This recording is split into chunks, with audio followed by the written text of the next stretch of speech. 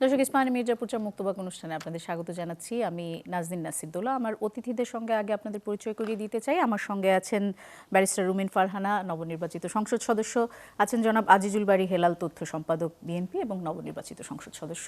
আমাদের সঙ্গে আরও এসে যুক্ত হবেন জনাব সোহরাব হাসান, তিনি এখনও এসে আমাদের সঙ্গে পৌঁছাননি। তিনি যুক্ত হলেই তার সঙ্গেও কথা হবে। যেসব অতিথিরা চলে এসেছেন তাদেরকে দিয়ে যদি একটু আলোচনা শুরু করতে চাই। দুজনকে আগে অভিনন্দন জানাতে চাই, আপনারা সংসদ সদস্য হিসেবে নির্বাচিত হয়েছেন। জনাব আজিজুল বারী হেলাল, আমি প্রথমে আপনার কাছে যেতে চাই। 21শে ফেব্রুয়ারিতে কি এবার শহীদ মিনারে আপনি ফুল দিয়েছেন? আমি এলাকায় থাকার জন্য এই রাষ্ট্রীয়ভাবে দিতে পারিনি। জি, কিন্তু এলাকায় আপনি দিয়েছেন, সেখানে আপনি কোনো বাধার সম্মুখীন নিশ্চয়ই হননি? না, বাধার সম্মুখীন হবো কেন? জি, রুমিন ফারহানা বাধার সম্মুখীন হয়েছেন। ব্রাহ্মণবাড়িয়ায় তার নিজের আসনে শহীদ মিনারে ফুল দিতে গিয়ে তিনি বাধার সম্মুখীন হয়েছেন। এই ঘটনায় আপনার কোনো মন্তব্য আছে কিনা, বা আপনি বিব্রত কিনা? বিব্রত তো হতেই হবে। একজন সংসদ সদস্য বা সংসদ সদস্য না হলে যদি সাধারণ নাগরিকও হতো, তিনিও ফুল দিতে পারবেন, তাই না? এখন যারা এই কাজটি করেছে তাদেরকে আইডেন্টিফাই করা, ওইখানকার যে আইনশৃঙ্খলা রক্ষাকারী বাহিনী আছে তাদের উচিত। এখনও যদি না, আমি জানি কয়েকজন গ্রেফতার হয়েছে খুব সম্ভব, তাই না? যদি গ্রেফতার, তার এটা খুব নিন্দাজনক ঘটনা। ওইখানে যারা, পুরো ঘটনাটা আমি জানি না, আমি জানি যে তাকে ফুল দেওয়ার সময় ওইখানে একটা অ্যানার্কি সৃষ্টি হয়েছে, এটা বিশৃঙ্খলা সৃষ্টি হয়েছে। তিনি সংক্ষুব্ধ হয়েছেন। এর জন্য যারা জড়িত, এটা পুরো তদন্ত করা উচিত, আসলে ঘটনাটা কি, এবং দায়ী ব্যক্তিদের অবশ্যই শাস্তির আওতায় আনা উচিত, আমি এটা মনে করি। এবং পুরো ঘটনাটা কি, রুমিন ফারহানা যেটা বলছেন, আবার তার সাথে যারা প্রতিপক্ষই বলবো, তারাও যা বলছেন, সব কিছু বিবেচনা করে যেটা ন্যায় হয় সেই ন্যায় যেন, জাস্টিস যেন এস্টাবলিশড হয়, এটা হলো আমার বক্তব্য। জি, রুমিন ফারহানা, আপনার তরফ থেকে আইনি পদক্ষেপ তো নেওয়া হয়েছে, আপনি তো মামলা করেছেন। এরপরে আসলে প্রশাসনের পক্ষ থেকে কি ধরনের পদক্ষেপ নেওয়া হয়েছে? প্রশাসন ওদের আরেকটা কাউন্টার মামলা নিয়েছে। ওরাও আমার নেতাকর্মীদের বিরুদ্ধে পরে মামলা করেছে, একদিন পরে। এই ঘটনায় কারা জড়িত ছিলেন? ওখানে উপজেলা বিএনপির সাবেক সাধারণ সম্পাদক, বর্তমান যিনি তিনি নন, সাবেক সাধারণ সম্পাদক, এবং যিনি এখন ব্রাহ্মণবাড়িয়া জেলা বিএনপিতে আছেন, ওনার একক নেতৃত্বে উনি প্রায় 50-60 জনের একটা মানে গুন্ডা বাহিনী আমি বলবো, তারা একরকম দখল নেয় শহীদ মিনারের। 12টা বাজে 10 মিনিট আগে আমি ওখানে পৌঁছাই। এখানে দুই তরফের ফেলিওর আছে, প্রশাসনের একটা বিরাট ফেলিওর আছে, আর ওই ভদ্রলোকের আমি আসছি। প্রশাসনের যে ফেলিয়ার, সেটা হচ্ছে প্রশাসনের যেটা দায়িত্ব ছিল যে এই জায়গাটায় যখন সংসদ সদস্য এসে ফুল দেবেন, তিনি যাতে নিরাপদে নির্বিঘ্নে ফুল দিতে পারেন, সেজন্য জায়গাটা ক্লিয়ার রাখা, পরিষ্কার রাখা। সাধারণত ক্রাউড হয়ে যায় তো অনেক সময়, ক্রাউডটাকে ম্যানেজ করা।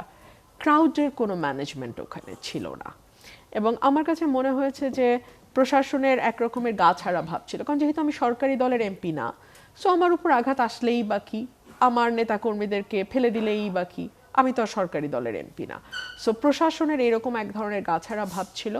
যেহেতু এটি নবনির্বাচিত সরকার, এবং এই সরকারটি যেই দল গঠন করেছে তার সেই দলের সঙ্গে আমি দীর্ঘদিন রাজনীতি করেছি, আমার অনুরোধ থাকবে যে 212 জনের বাইরে যেই বাকি 80-90 জন এমপি আছেন, 88 জন এমপি, তাদের প্রত্যেকের নিরাপত্তা এবং প্রত্যেকে যাতে এলাকায় নির্বিঘ্নে কাজ করতে পারে, সেই ব্যাপারে এখনই সরকারের উচিত হবে স্পষ্ট নির্দেশনা প্রশাসনকে দিয়ে দেওয়া।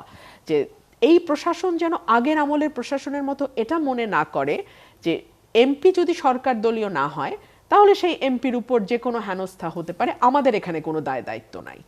এটা যাতে প্রশাসন মনে না করে, সেজন্য এই সরকারের, নতুন সরকারের উচিত হবে স্পষ্ট একটি বার্তা দিয়ে দেওয়া, যেটি নতুন সরকার, নতুন রাজনীতি, নতুন স্বপ্ন, নতুন পথ চলা। সো এইরকম পথ চলায় একেবারে সমাজের সবচেয়ে বিরোধী মতের যেই ব্যক্তিটি থাকবে তারও সকল নিরাপত্তা দেবার দায়িত্ব রাষ্ট্র নেবে, 1। 2 হচ্ছে, ওখানে আমার প্রায় 500-600 কর্মী ছিল, আরও বেশি, আর ওদের ছিল 50-60 জনের মতো। সো আমি যদি চাইতাম, ওখানে কিন্তু একটা বাজে ইনসিডেন্ট হয়ে যেতে পারত, মুহূর্তের মধ্যে হয়ে যেত। আমি আমার নেতাকর্মীদেরকে ধন্যবাদ দেব, তারা সর্বোচ্চ শান্ত থেকেছে।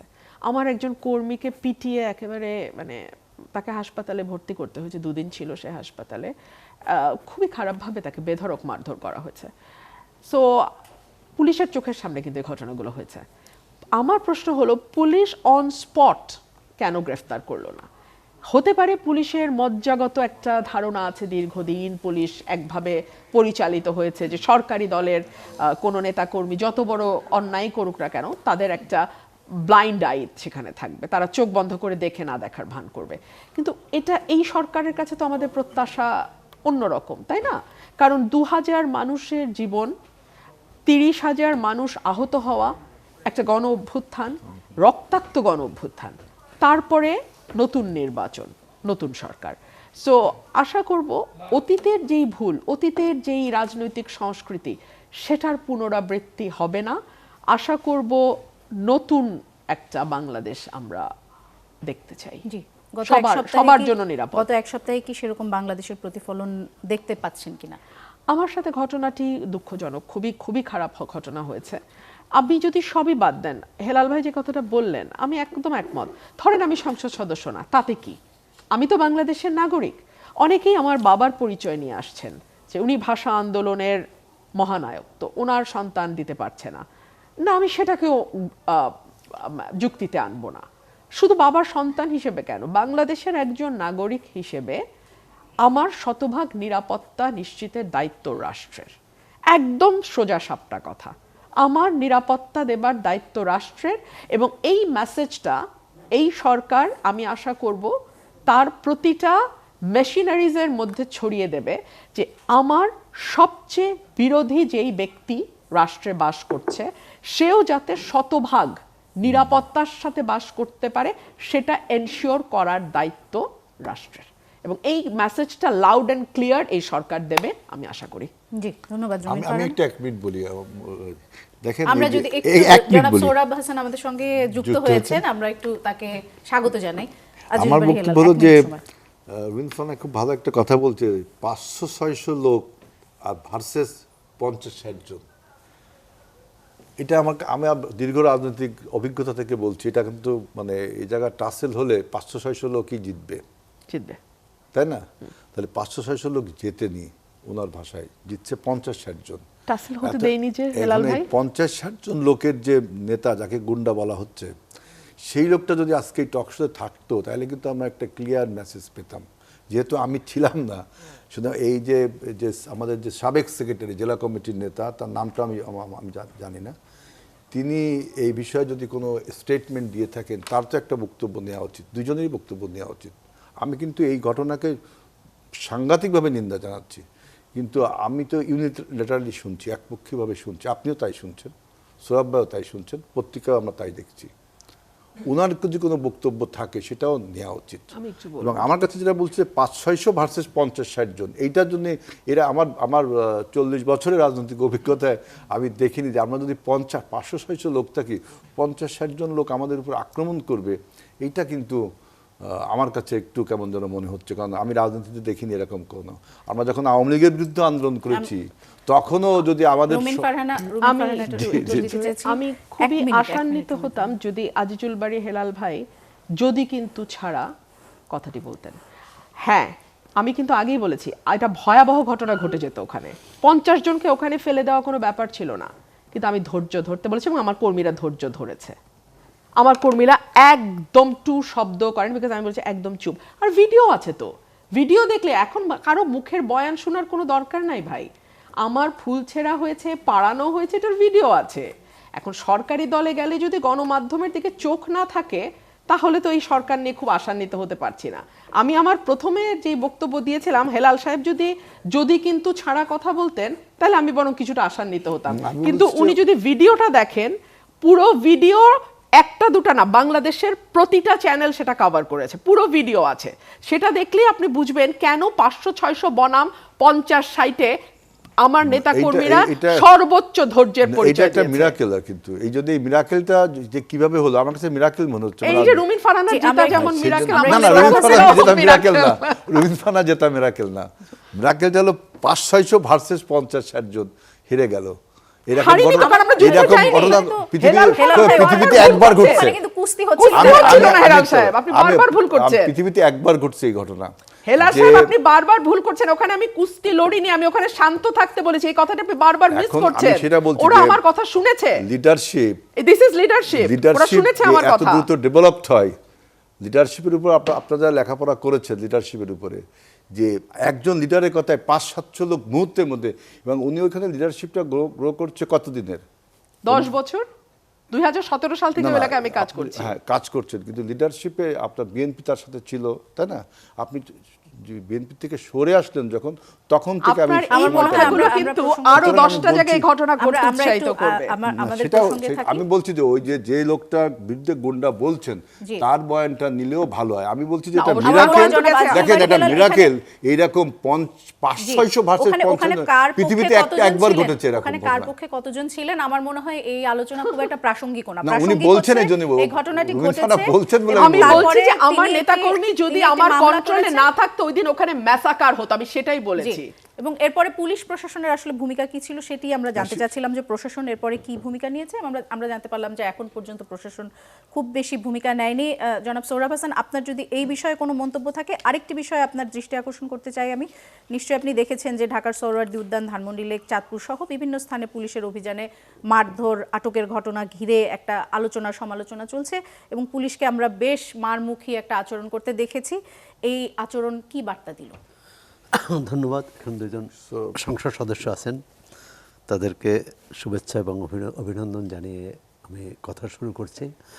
পুলিশ আসলে কি সরকার বদলায়, কিন্তু পুলিশ কি বদলায়? এটা হচ্ছে বড় প্রশ্ন। যেখানেই যা ঘটুক, সোহরাওয়ার্দী উদ্যানে একজনই ছাত্র না, তার সাথে তর্ক হয়েছে, তার 4-5 জন পুলিশ মিলে তাকে পিটানো, তারপর তাকে হাসপাতালে পাঠানো, এবং অন্য জায়গায় আবার কোথাও কোথাও হয়তো নাগরিকদের মধ্যে তারাও যারা অপরাধী হাতে নাতে ধরা পড়ে তারাও হয়তো বেপরোয়া আচরণ করে। তা পুলিশের মধ্যে একটা এই নির্বাচনের পর তাদের মধ্যে আস্থা ফিরে এসেছে, নিজেদের মধ্যে মনোবল ফিরে এসেছে, কিন্তু সেটা আবার কোথাও কোথাও বাড়াবাড়ির পর্যায়ে পৌঁছে যায়। এটি ভয়ের কারণ। এখন সরকার এটাকে কিভাবে নিয়ন্ত্রণ করবে, নিয়ন্ত্রণ করতে পারবে সেটি। যেমন ব্রাহ্মণবাড়ির যে ঘটনাটি ঘটেছে, শহীদ মিনারের একজন পোল দেয়া নিয়ে প্রথমত হচ্ছে এটি কেন ঘটবে, এত মানে অনাকাঙ্ক্ষিত, অপ্রত্যাশিত, অবাঞ্ছিত। তা এখন অবাঞ্ছিত ঘটনার যারা ঘটিয়েছেন তাদের নিবৃত্ত করার দায়িত্ব কিন্তু নেতৃত্বের, যে পক্ষেই হোক। এখন এটি সবাই দেখেছেন। আর কতজন ছিল তার চেয়েও বড় হচ্ছে যে এরকম বিএনপি তো ক্ষমতায়, যখন 21শে ফেব্রুয়ারি তো তখন বিএনপি ক্ষমতায় এসেছে। সুতরাং তার বিএনপিরই উচিত ছিল ওখানকার স্থানীয় নেতৃত্বের যাতে কোনো অঘটন না ঘটে, যাতে ওখানকার একজন স্বতন্ত্র সদস্য যিনি কিছুদিন আগেও বিএনপির রাজনীতির সাথে যুক্ত ছিলেন, এখন সাংগঠনিকভাবে যুক্ত নয়, কিন্তু বিএনপির যে কাঠামোর তিনি বাইরে নন, তার সঙ্গে হয়তো তার সঙ্গে বেশিরভাগ মানুষ তার সঙ্গে আছেন বলেই তো তিনি জয়ী হয়েছেন। এখন তারা যদি সংখ্যা লঘিষ্ঠও হয়, তারা কেন তার ফুল দিতে, তাকে শহীদ মিনার শ্রদ্ধা জানাতে বাধা দেবেন? এটি যদি অন্য কোনো ঘটনার, আমরা জানি না যে হেলাল ভাই বললেন যে তার প্রতিক্রিয়া পেলে তিনি ওখানে সংবাদ সম্মেলন করে কিছু বলেছেন, আমার মনে হয় না। যদি বলে থাকেন তাহলে আমরা সেটা পেতাম। কথা হচ্ছে যে প্রথমেই তো হচ্ছে এই ঘটনাগুলো কোনোভাবেই কাঙ্ক্ষিত নয়, কোনোভাবেই বাঞ্ছিত নয়। যারা ঘটিয়েছে, আমি মনে করি যে বিএনপির কেন্দ্রীয় নেতৃত্বেরও এখানে হস্তক্ষেপ করা প্রয়োজন। কারণ এটি দলের বদনাম হচ্ছে, শুধু ব্রাহ্মণবাড়িয়ার না, সারা দেশেই বিএনপির বদনাম হয়েছে। যারা বিএনপির নন তারা নিজেদের নিরাপদ বোধ করবেন না। আমি আশা করি হেলাল ভাই এলাকা সহ সব জায়গায় এই বার্তাটি দলীয় নেতাকর্মীদের দেওয়া উচিত। জি, আর পুলিশের গত এক সপ্তাহের সরকার গঠিত হয়েছে, এক সপ্তাহ সময় গেছে, কারণ গত মঙ্গলবারে তারা শপথ নিয়েছেন, আজকে আরেক মঙ্গলবার।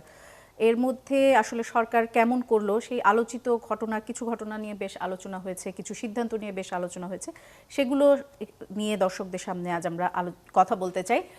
বিরতির পরে এসে আমরা আরও বেশ কিছু বিষয় আছে, কিছু গুজব আছে, যেমন একটি গুজব বাজারে বেশ শক্তিশালী হয়ে উঠছে, সেটি হচ্ছে এবারে নির্বাচন সমঝোতার নির্বাচন।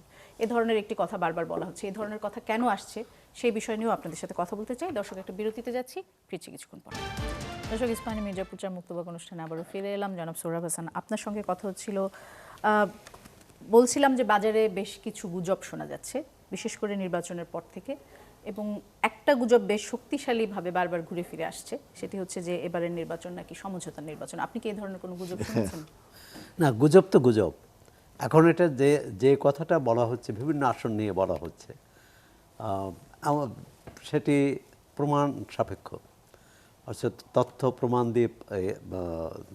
দিয়ে এটি বলতে হবে, জানাতে হবে যে হ্যাঁ অমুকে হেরে গেছিল, তাকে জেতানো হয়েছে। তো এরকম কার যাদের বিষয়ই আছে। এখন এখানে আমরা দুই পক্ষ থেকেই আমরা অভিযোগ পেয়েছি। একটা হচ্ছে বিএনপি অভিযোগ করেছে যে জামাতের আমির সহ কয়েকটি আসনের, তাই এনসিপির আহ্বায়ক সহ।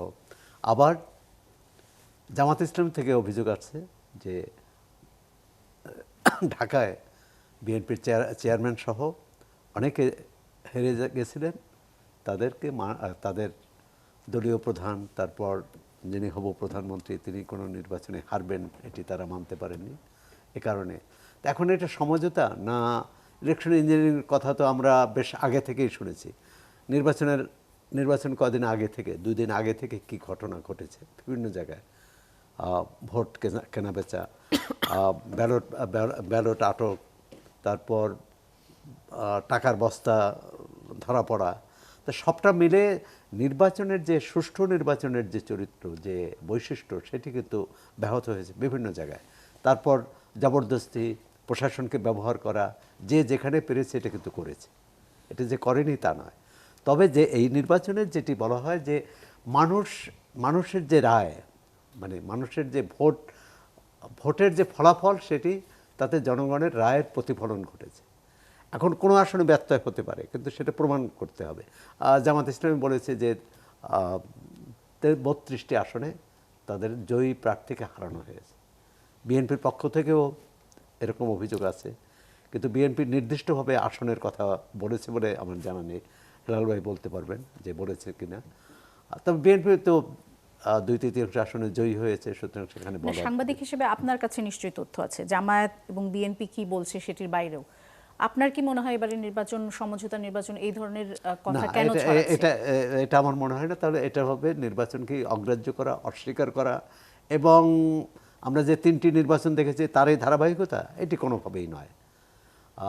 তবে এই যে রাজনৈতিক মহলে প্রশ্নগুলো, এর উত্তর সংশ্লিষ্ট দলগুলোর দেওয়া উচিত, কেন এই প্রশ্নগুলো এসেছে। আর ঢাকা শহরে, বিশেষ করে ঢাকা শহরে আসনগুলোতে প্রতিদ্বন্দ্বিতা এত তীব্র, এবং যারা জয়ী হয়েছেন, যারা পরাজিত হয়েছেন, তাদের ব্যবধানটা খুব কম। আপনি ধরেন আবার কোনো কোনো ক্ষেত্রে, যেমন ববি হাজ্জাদ যেখানে যে জয়ী হয়েছেন, সেখানে তার যে প্রতিদ্বন্দ্বী মাওলানা মামুনুল হক, তাকে জয়ী ঘোষণা করা হয়েছিল, মানে টেলিভিশনে এই ধরনের খবর এসেছিল। আবার এর বিপরীত ঘটনাও ঘটেছে।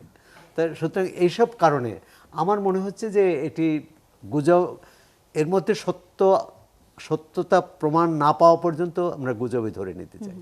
আর এটি সমঝোতার নির্বাচন না, এটি এক ধরনের অবিশ্বাসের নির্বাচন বলতে পারেন, কারণ কেউ কাউকে বিশ্বাস করেনি। কেউ কাউকে কি কোনো নির্বাচনে বিশ্বাস করে জনাব সোহরাব হাসান? তাহলে বাংলাদেশের সব নির্বাচনই মোটামুটি অবিশ্বাসের নির্বাচন বলতে হবে আমাদের। আমরা একটু জনাব আজিজুল বারী হেলালের কাছে যেতে চাই। গুজব নিয়ে যেহেতু কথা হচ্ছে, আরেকটি গুজব বেশ শক্তিশালী বাজারে, ছোট করে যদি উত্তর দেন, যে বলা হচ্ছে যে খলিলুর রহমান সাহেবকে যে পররাষ্ট্রমন্ত্রী করা হয়েছে, এটি আসলে বিএনপিকে ক্ষমতা বুঝিয়ে দেওয়ার পুরস্কার হিসেবে তাকে পররাষ্ট্রমন্ত্রী করা হয়েছে। তিনি বলেছেন যে তিনি নিজের ইচ্ছায় মন্ত্রী হননি। তিনি কার ইচ্ছায় মন্ত্রী হলেন তাহলে? আমরা প্রথমে খলিলুর রহমানের বিরুদ্ধে কিন্তু বিএনপি কিছু কথা বলেছিল, আপনারা জানেন, তাই না? এখন আপনি এই জন্য বলছেন যে কেন খলিলুর রহমানকে আমরা পররাষ্ট্র মন্ত্রীটা দিলাম, এরকমই একটা আপনার প্রশ্নটা হবে। জি, তাছাড়া তিনি অন্তর্বর্তীকালীন সরকারের যেহেতু উপদেষ্টার দায়িত্ব পালন করেছেন, অনেকে বলছেন একটা কনফ্লিক্ট অফ ইন্টারেস্টও আছে। সেটা বলতে পারেন। এখন আমি খলিলুর রহমানের এই উত্তরটা আমি একবার বলেছি যে দেখেন, বিএনপির যে পররাষ্ট্র নীতি, এটার সাথে খলিলুর রহমানের যে নীতি, যখন তিনি ইউনূস পররাষ্ট্র উপদেষ্টা ছিলেন, আমাদের মিল ছিল না হয়তোবা। বা সত্যি মিল ছিল না। এখন আমাদের যে পররাষ্ট্র নীতি, এটার সাথে হয়তো খলিলুর রহমান সাহেবের ঐক্যমত হয়েছে, তিনি হয়তো আমাদের পররাষ্ট্রনীতিটা মানছেন, এই জন্য তাকে আমরা তো পররাষ্ট্রমন্ত্রী করেছি। সুতরাং এখানে ওই যে কারো কথায় বা কারো প্রভাবে আপনি গুজব হিসাবে ধরে নিতে পারেন, অথবা আপনার একটা অনুমান থেকেও বলতে পারেন। তাহলে কি আমরা ধরে নিতে পারি যে বিএনপিতে তার চেয়ে যোগ্য পররাষ্ট্রমন্ত্রী হওয়ার মতো কোনো আমাদের ব্যক্তি যে ছিলেন না? পররাষ্ট্র নীতি এবার যে বাংলাদেশ ফার্স্ট, এই যে পররাষ্ট্র নীতি, এছাড়াও আরো কিছু বিষয় আছে, সেসব বিষয়ের সাথে খলিলুর রহমানের সাথে ঐক্যমত ছিল না যখন ইউনূস সরকার ছিল। এখনো তো সেই জায়গাটা ঐক্যমত হয়েছে। সুতরাং এবং তাকে বিএনপি যোগ্য মনে করেছে, কারণ জবাবদিহিটা বিএনপিকেই করতে হবে। পররাষ্ট্র বিষয়ে কোনো ফেইলারকে বিএনপিকেই জবাবদিহিটা করতে হবে। অর্থাৎ বিএনপি জানে যে কোন ব্যক্তিকে দিয়ে তিনি কাজটা করতে পারবেন। জবাবদিহিটা যেহেতু বিএনপি করবে, সুতরাং তিনি তার লোক, তিনি যে লোকটাকে তিনি মনে করেন যে তার কাজটা করতে পারবেন, কাজটা তো বিএনপি করবে, বিএনপি সরকারের করতে হবে, বিএনপিকে অ্যাকাউন্টেবল হতে হবে জনগণের কাছে। সুতরাং তিনি তার যোগ্য লোকটিকেই দিবেন, এইটা হলো একটা কথা। আরেকটা হলো যে নির্বাচন নিয়ে আপনারা যে গুজবের কথা বলছেন, দেখেন এই যে সুরাব ভাই খুব সুন্দর নাইসলি বলছে, আমি থ্যাঙ্কস টু সুরাব ভাই, যে আমাদের এই এত বড় অর্জনকে, 24-এর গণ অভ্যুত্থানকে এইভাবে যদি আপনারা মেলাইন করেন, স্টিগমা লাগাই দেন যে নির্বাচনটা আসলে এই যে আপনার সমঝোতার নির্বাচন। দেখেন গুজব তো আমরা শুনেছি যে দেলোয়ার হোসেন সাঈদীকে চাঁদে দেখা গেছে, তাকে স্পিরিচুয়াল একটা পাওয়ার বানানোর জন্য এই গুজবটা ছড়ানো হয়েছিল, তাই না? তো অসম্ভব একটা বিষয় না। এরকম আপনার ওই যে করোনা ভাইরাসের সময় অনেক গুজব ছড়েছিল, টিকা দেওয়া যাবে না, তাহলে মানুষ নাকি বানর হয়ে যাবে, তাই না? এরকম কত গুজব ছিল। আমি যখন ঢাকা বিশ্ববিদ্যালয়ে পড়তাম, তখন এরশাদ বিরুদ্ধে আন্দোলন তুঙ্গে, এরশাদ পর অবস্থায় আমি হলে এসে শুনলাম যে আমাদের এক হলের বড় ভাই, তিনি নাকি বঙ্গভবনে গেছেন প্রেসিডেন্টের শপথ নিতে। কি পকেটে তার 5 টাকা আছে, আমাদের হল থেকে বঙ্গভবনে যেতে 5 টাকা লাগতো, আমি ফজলুল হলের ছাত্র ছিলাম, 4-5 টাকা লাগতো। হলে আমি তো অবাক, আমাদের হলের অর্ধেক ছাত্র বিশ্বাস করেছে যে এই বড় ভাই একসময় আর কি আপনার এই যে এরশাদের রাজনীতিতে জড়িত ছিল, তিনি হলে থাকতেন, তিনি চলে গেছেন এরশাদের বদলে, এরকম একটা গুজব ছড়াই দিচ্ছে হলে, বুঝতেন? গুজবের কোনো অর্থ হয় না। আপনি যে গুজবটা বলছেন সমঝোতার গুজব, এইটা কিন্তু আপনার হলের ছাত্রদের মতো বাংলাদেশের জনগণও কি এই গুজব বিশ্বাস করছেন কিনা? না, এই গুজব বিশ্বাস করার কোনো কারণ, আপনি যদি সুরাব ভাই খুব নাইসলি বলছেন যে এটা তো গুজব। দেলোয়ার হোসেন সাঈদীকে কি আপনার দেখা গিয়েছিল চাঁদে? আমি মনে করি না যে বাংলাদেশে এই মতো একটা free, fair, credible to the all, acceptable to all, not only domestically, also internationally এই নির্বাচনটা আমরা সাকসেসফুল। এই 24-এর গণ অভ্যুত্থানে আমরা যে ভোট দিতে পারতাম না, পছন্দের ব্যক্তিকে ভোট দিতে পারতাম না, পছন্দের ব্যক্তিকে নেতা বানাতে পারতাম না, সেটা হয়েছে না। রুমিন ফারহানা স্বতন্ত্র থেকে হয়েছে, আমাদের স্বতন্ত্র থেকে 8 থেকে 10 জন হয়েছে। আপনি দেখেন যে নির্বাচনটা কত কম্পিটিটিভ নির্বাচন হয়েছে। আপনার এই বাংলাদেশ 73 সালের পর থেকে এই পর্যন্ত যত নির্বাচন হয়েছে, 91 সালের নির্বাচনকে আমরা একটা স্ট্যান্ডার্ড নির্বাচন মনে করি, এরপরে এই নির্বাচনটাকে আপনাকে স্ট্যান্ডার্ড মনে করতে হবে। এটা আমাদের জাতি হিসেবে একটা গর্ব। জনাব সাঈদীকে চাঁদে দেখা যেমন অসম্ভব, এই নির্বাচন সমঝোতা নির্বাচন সেটিও একই ধরনের অসম্ভব।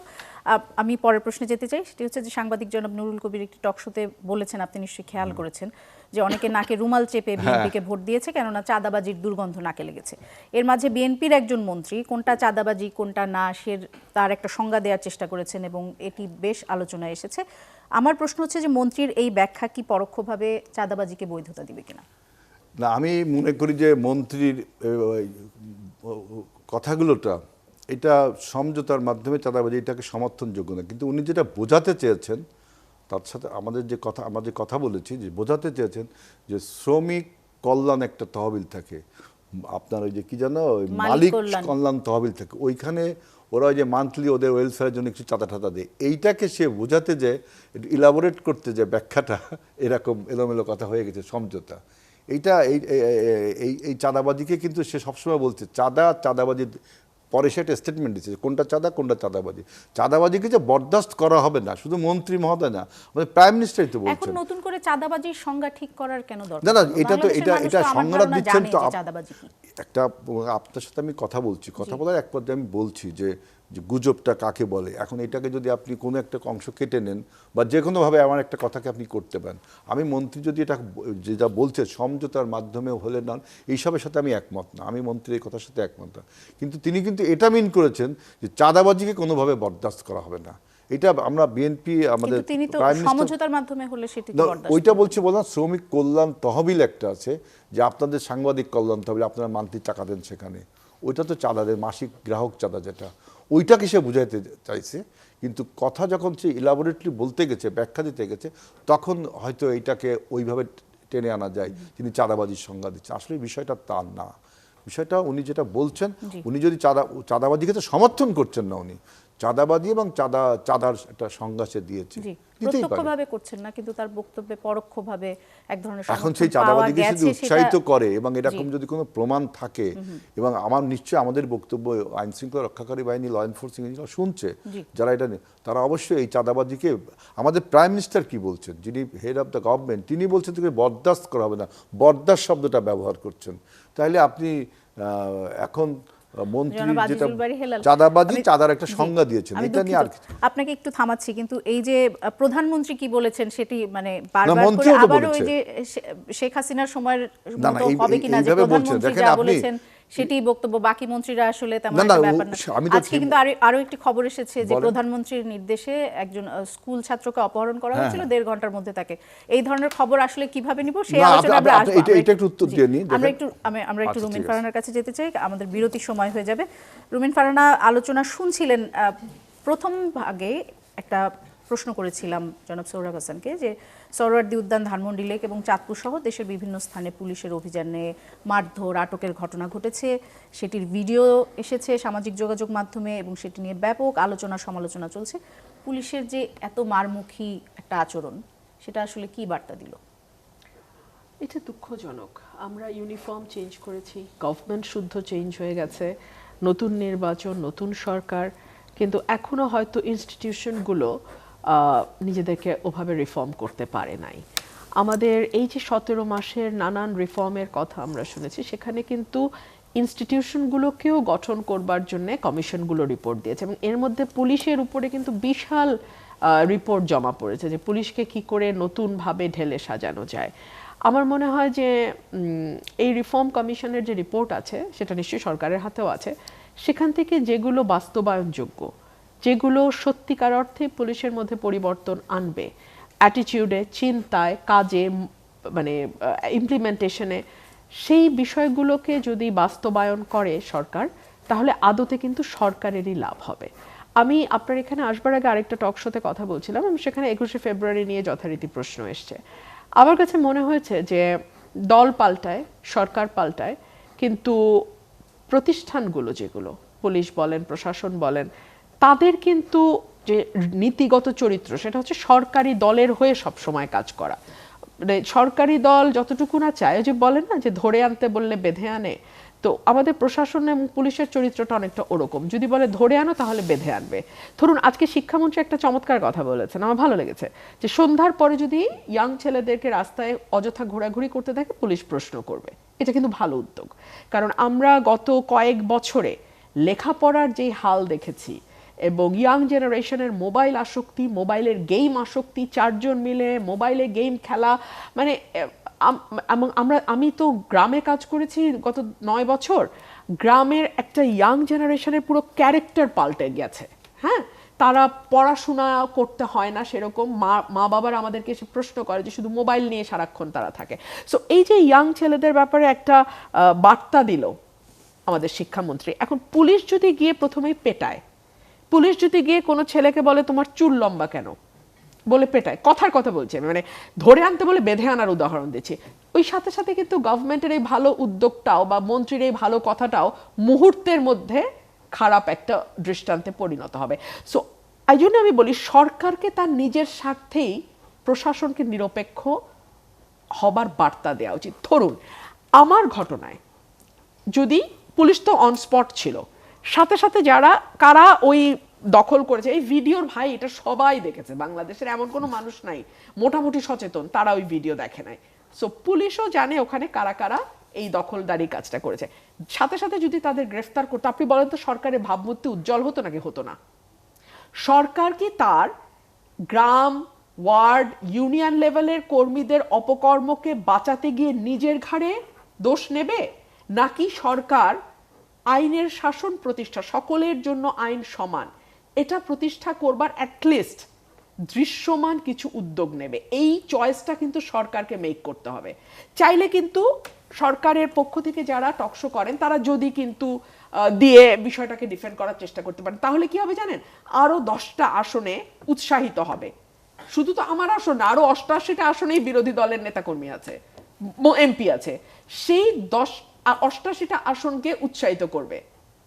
কিংবা যেই আসনে হয়তো সরকারি দলের এমপি আছে, সেখানে কি অন্য দলের লোক নাই, অন্য দলের নেতাকর্মী নাই, তাদের উপর জুলুম করতে উৎসাহিত করবে। কিন্তু যদি কিন্তু ছাড়া, this is not permissible, full stop, এটা যদি হয় সরকারের বার্তা, শুধু কথায় না কাজে, তাহলে কিন্তু এই বার্তাটা অটোমেটিক্যালি ট্রিকল ডাউন করবে এবং এই বার্তাটা প্রশাসনের সর্বত্র ছড়িয়ে যাবে যে এই সরকার মুখে যা বলে কাজেও সেটা করে দেখায়। ধরুন আমার ঘটনাটা অসম্ভব আলোচিত এবং সরকার মাত্র ওথ নিয়েছে। স্বরাষ্ট্রমন্ত্রীর উচিত ছিল না পুলিশকে ফোন দিয়ে বলা, যা হয়েছে নিরপেক্ষ ইনভেস্টিগেশন করো, ভিডিও আছে আমরা দেখেছি, সেই অনুযায়ী ব্যবস্থা নাও? এটা বললেই কিন্তু আমার পুলিশ, আমার ওসি এত ভয় পায় না। আমার এসপি 14 বার ফোন করে বলে না যে আমি পেনাল কোডে মামলা দেন, দ্রুত বিচার আইনে দেওয়া যাবে না। আপনি বোঝেন? কারণ তাদের কাছে তো পরিষ্কার বার্তা যায় নাই।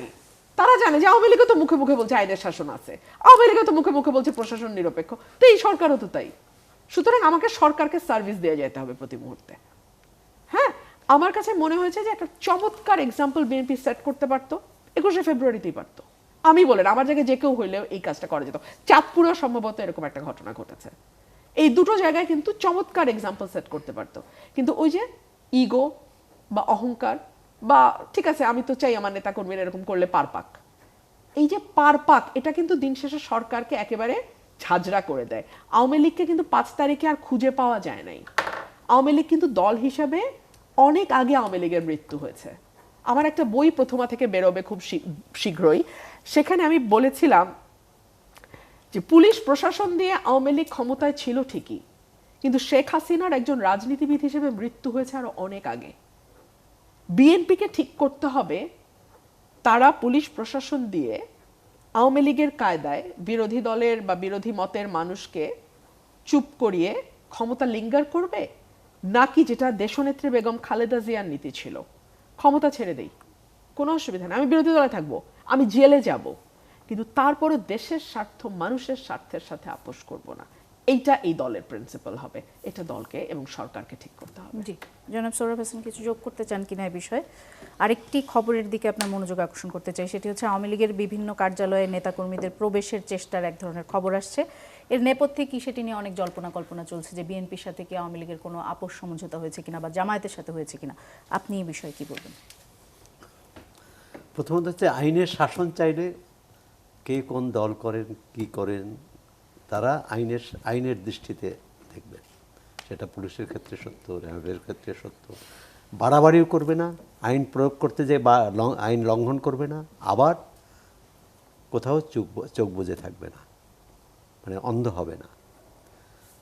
দ্বিতীয় যে প্রশ্নটা আসছে যে আওয়ামী লীগের সাথে কি সমঝোতা হয়েছে কি হয়নি, আগে যে বললেন না সমঝোতার নির্বাচন, তো এই নির্বাচনে কোথাও না কোথাও তো মানে ভোটের যে গতিবিধি তাতে কিন্তু কোথাও না কোথাও এক ধরনের সমঝোতার আভাস আছে।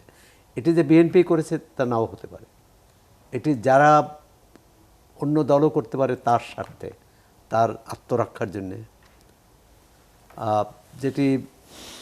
যেসব আসনে আওয়ামী লীগ জয়ী হয়েছে বা যেসব এলাকায়, সেখানে ভোটের হিসাব নিকাশ করলে কিছুটা এই ভোটের আওয়ামী লীগের ভোটারদের একটা প্রভাব এখানে লক্ষ্য করা যায়। পরবর্তীকালে যে কথাটাই বললেন যে আওয়ামী লীগের অফিস খোলা না খোলা, বিএনপি কিন্তু আগে এটা স্পষ্ট করেছে, তারা বলেছে যে আমরা কোনো দল নিষিদ্ধ করার পক্ষে নয়। তবে আবার আইনে যেহেতু নিষিদ্ধ আছে এবং সেটার নির্বাহী আদেশে অন্তর্বর্তী সরকার এটি করেছে, তা আমি তো মনে করি বিএনপি সরকারের প্রথম দায়িত্ব হবে সেই নির্বাহী আদেশটা প্রত্যাহার করা, কারণ সেটি বিএনপিও বলেছে এটি অন্যায় হবে। যদি কারো বিচার করতে হয় দল হিসাবে সেটা আদালতে। এক হচ্ছে এটার এই ব্যবস্থার মধ্য দিয়ে অন্তর্বর্তী সরকার প্রমাণ করলো যে তারা আওয়ামী লীগকে ভয় পেয়েছে। নিশ্চয়ই বিএনপি সরকার আওয়ামী লীগকে ভয় পায় না। তারা আইনানুগভাবে যেটা ন্যায্য, নাগরিক হিসাবে যেটা ন্যায্য, সামনে স্থানীয় সরকার নির্বাচন, সেটি নামে হোক বা না বেনামে হোক। যদি নামে হয় তখন প্রশ্ন আসবে যে আওয়ামী লীগের নেতাকর্মীরা এই নির্বাচনে প্রতিদ্বন্দ্বিতা করতে পারবেন কিনা। আর যদি বেনামে হয় তখনও প্রশ্ন আসবে যারা আওয়ামী লীগ করেন তারা প্রতিদ্বন্দ্বিতা করতে পারবেন কিনা। তো সরকারের সামনে কিন্তু অনেকগুলো চ্যালেঞ্জ আছে। ইতিমধ্যে এই যে 6টি আমরা সিটি, একটা বিরতি নিয়ে এসে যদি সে বিষয়ে আলোচনা করি। দর্শক, একটা বিরতিতে যাচ্ছি, ফিরছি কিছুক্ষণ পর। দর্শক, ফিরে এলাম। আজিজুল বারী হেলাল, আমাদের হাতে একদমই সময় নেই, 1 মিনিট করে সময় দিব আমি তিনজনকেই। আপনি প্রধানমন্ত্রীর হস্তক্ষেপে ঢাকায় একটা অপহরণের 1 ঘন্টার মধ্যে স্কুল ছাত্র উদ্ধারের যে ঘটনার খবর, সেটির উপর মন্তব্য করতে চাইছিলেন। জি, আমি বলছি যে দেখেন, অল অন এ সাডেন একটা সচিবালয়ের কর্মচারী প্রধানমন্ত্রীর সামনে গেছেন, যেহেতু আজকে সচিবালয়ে উনি অফিস করেছেন, এবং পুলিশ 1 ঘন্টার মধ্যে সেই উদ্ধার করেছে। সুতরাং পুলিশের আমাদের সক্ষমতা আছে। এখন কথা হলো যে আমাদের যে আপনি পুলিশ প্রশাসনের উপর যে দোষারোপগুলো এখন করছি, আমিও করছি, যে সরোয়ার্দী উদ্যানের যে ঘটনায়, সেখানে আমি দেখলাম যে আমি পত্রিকা যেটা বললাম, মাদক সেবীদের ধরেছে।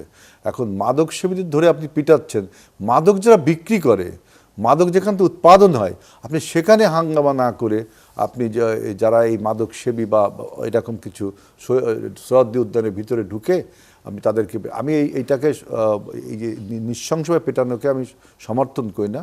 এখন আমার বক্তব্য, পুলিশ যদি মাদক যারা বিক্রি করে তাদের উপরে আপনার অভিযান চালাতো, সেটা খুব ভালো হতো।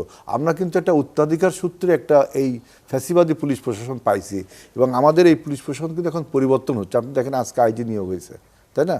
আজকে আইজি নিয়োগ হচ্ছে। এরকম বিভিন্ন প্রশাসনে আপনার নিয়োগগুলো যখন সম্পন্ন হবে, কারণ আমি বলছি লাস্ট টাইমে বিএনপিকে অ্যাকাউন্টেবল হতে হবে জনগণের জন্য। আমরা আমাদের যোগ্য ব্যক্তিকে আমরা এখন নিয়োগ দিচ্ছি। সামনে গিয়ে পড়বো না হঠাৎ করে, আমরা যখন কোনো বিপদে পড়বো পুলিশ কি? আমি সেইটাই বলছি, সেই জন্যই বলছি পুলিশকে অবশ্যই করতে হবে। কারণ কি, এবার এই পুলিশের বিরুদ্ধে যে আপনি দেখেন স্লোগানটা কি ছিল, সামনে স্বাধীনতা পিছনে পুলিশ, তাই না? এই স্লোগানটা কিন্তু ছিল। পুলিশকে এটা ভাবতে হবে। সেই জন্য বর্তমান পুলিশ প্রশাসন আমাদের 7 দিনের সরকারের, আমরা প্রশাসনের সব বদলটা করতে পারিনি। জবাব দিতে তো আমাকে করতে হবে, কিন্তু আমাকে পুলিশ প্রশাসনটা সাজাতে দিতে হবে। আমি যোগ্য ব্যক্তিটিকেই পশাবো। আমার ওই লোকটা যখন কাজ না পারবে তখন আপনি আমাকে আঙুল তুলে দেখাতে পারেন। কিন্তু এখন যে প্রশাসন আপনার রয়ে গেছে, যেমন রুমিন ফারহানার ঘটনাটা, এই প্রশাসনটা দেখালে যদি বলেন যে মাদক সেবীদেরকে মেরেছে, না, আমি তো সেটা বলিনি। আমি মাদক সেবীকে আপনি মারবেন তা তো বলিনি আমি। আপনি সরোয়ার্দী উদ্যানে ঢুকে আপনি যাদেরকে মারলেন, আপনি ওই কারণ দেখিয়েছেন মাদক সেবী। তো মাদক যে বিক্রি, আমি সেটা বলছি, তাদেরকে আপনি ধরতে দেখা, উৎপাদন যেখান থেকে হচ্ছে, ইম্পোর্ট যেখান থেকে হচ্ছে, সেইটাকে আপনি টার্গেট না করে বিশ্ববিদ্যালয়ের ছেলেদেরকে আপনি টার্গেট করছেন কেন? এটা হলো আমার বক্তব্য। রুমিন ফারহানা, একেবারে শেষ মন্তব্য জানতে চাই। কোন বিষয়? এই যে প্রধানমন্ত্রীর যে ঘটনাটা, এটি আপনার কি মনে হয় যে? আবার একবার সংসদে আমি প্রশ্ন করেছিলাম যে মাননীয় প্রধানমন্ত্রী, মানে সিটি কর্পোরেশনের মশা বাড়া থেকে শুরু করে মানুষ হত্যার বিচার পর্যন্ত সবকিছু আপনার কাছে কেন চাইতে হয়?